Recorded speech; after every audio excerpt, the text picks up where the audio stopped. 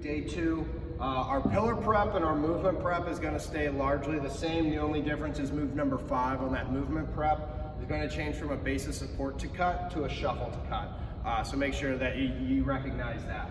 When we work our way into our plyos with rotation, the only thing that's going to change here is our bounding or skipping protocol is going to go from an alternating pattern to more of a right, left pattern. So we're working on same leg to same leg, gathering up that force.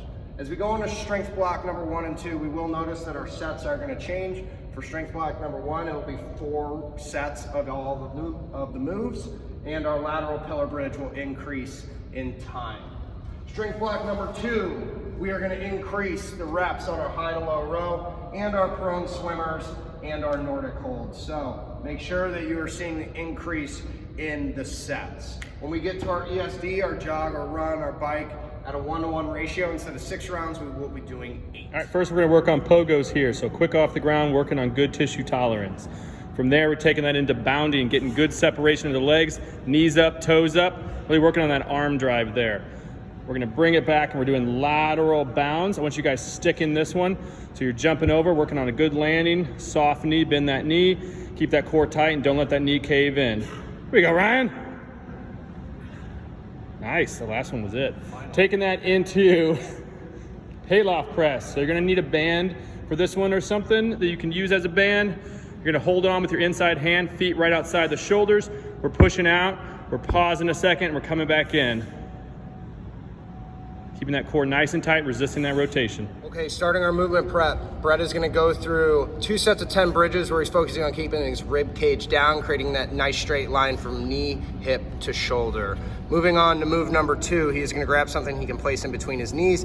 He's gonna go toes up, reaching up towards the sky, then touching down towards his toes.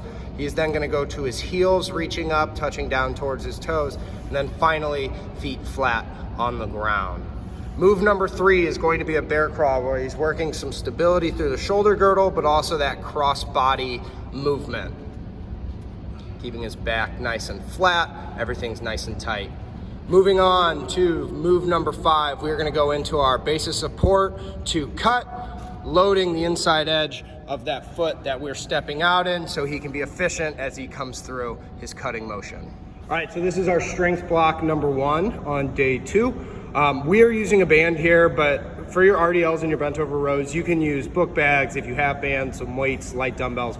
Use what you can find. So here, Brett's focusing on hinging back, keeping a nice and neutral spine as he goes through and squeezing his glutes, exhaling at the top.